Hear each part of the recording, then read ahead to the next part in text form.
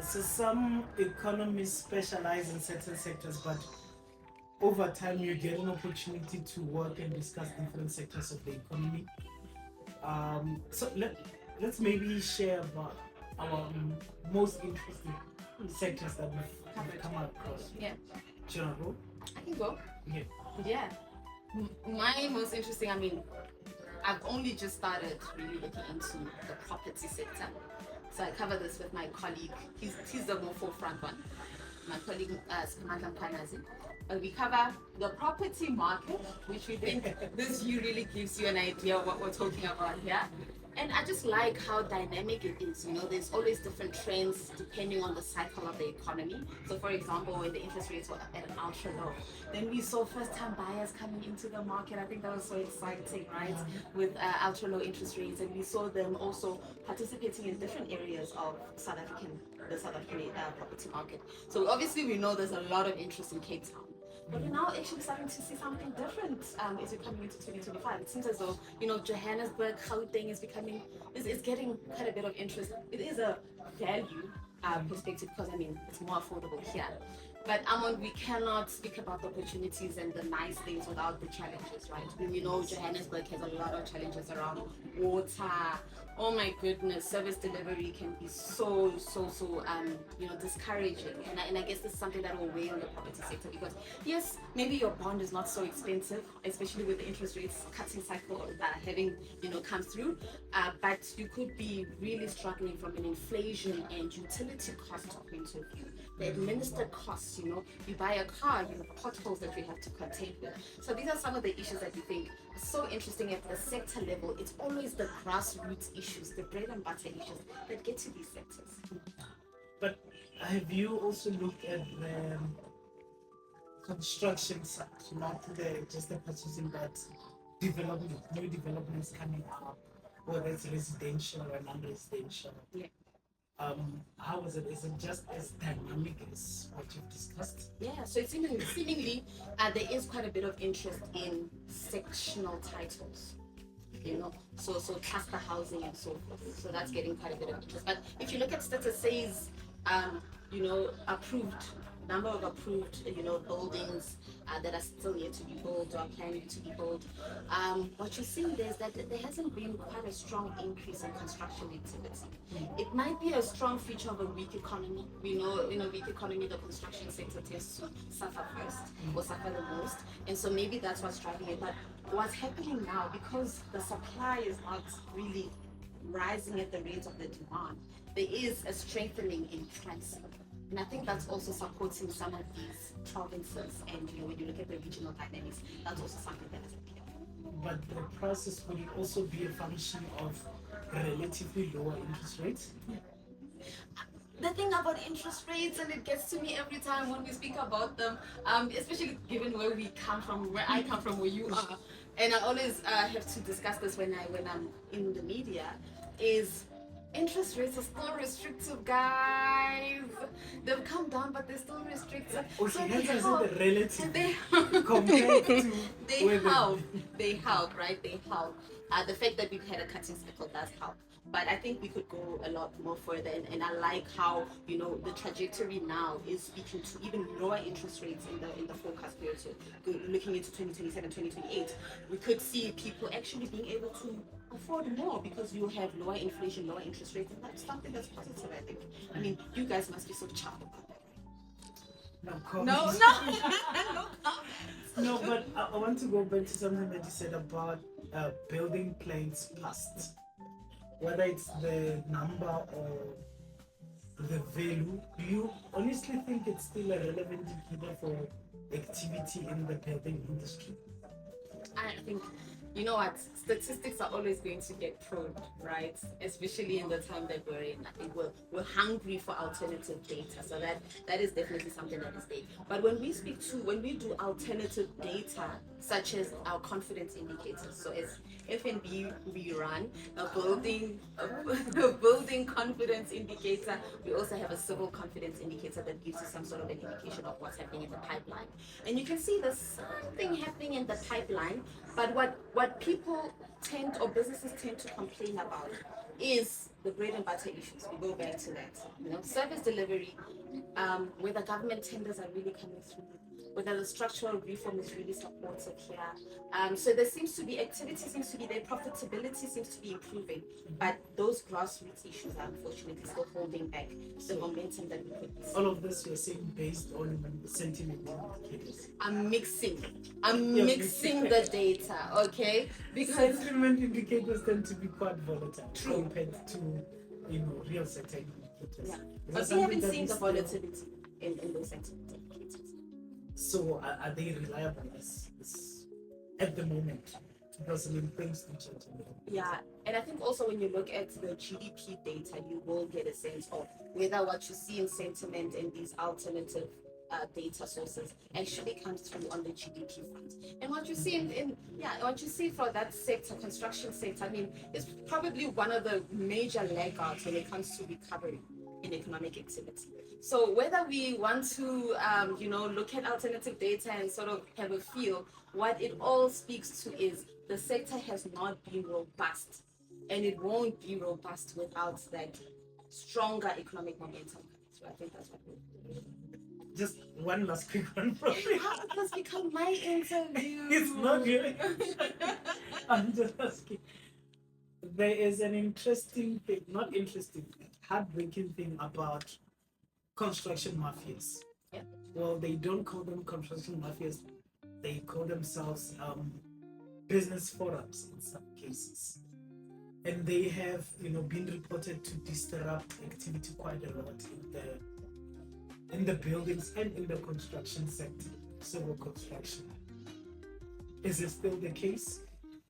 Because there were reports previously that there were even some skilled professional in the property sector who opted to leave the country and go do business elsewhere because they couldn't cope with the amount of violence that they were confronted with. Is this still the case? Yeah, I think if anything, what we are seeing of late, whether it's the Mano Commission, anything, it's just really speaking to the fact that we have a serious crime problem in this country. Right? Whether it's the construction mafia or the water tankers, it's just issues that just feed into each other and create this really unsettling environment when you think about it from a business operations point of view. And I think the brain drain goes as far as even the workers. Right? I think that's the fear that we should have in South Africa.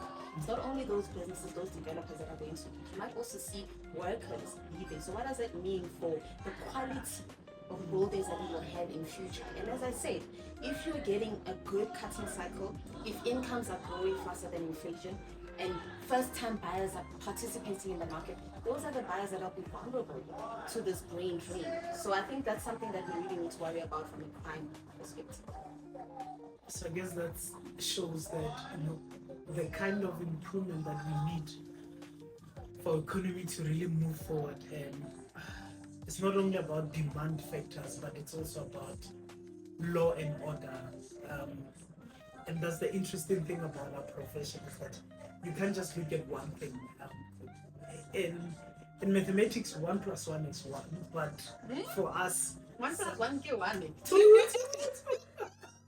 1 + 1 is 2, but in economics, it just depends all the time.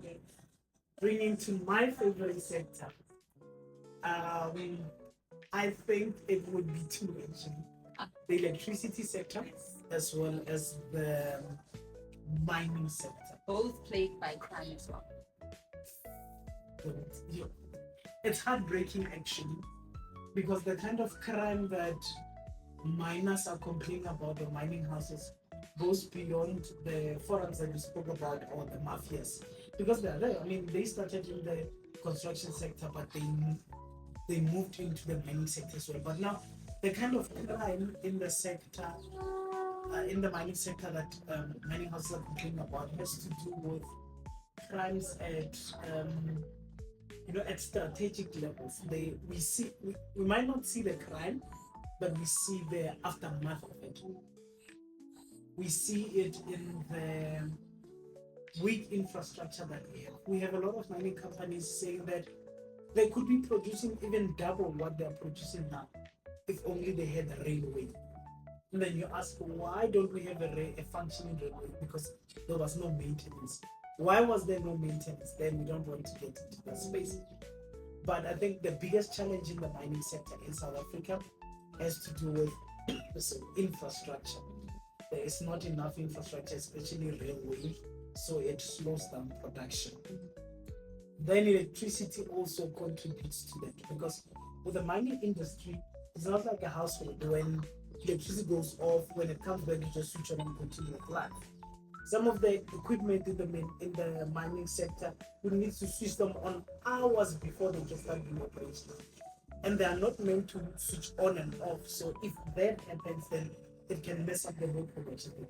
There has been an agreement with our provider of electricity in the country, in a lot of mining areas, that there won't be any road shedding or cutting of electricity. But even if there's that agreement, if there is an issue of, let's say, the transmission networks that are supposed to take electricity, if they're not maintained and they fail, then that sector is still going to be without electricity.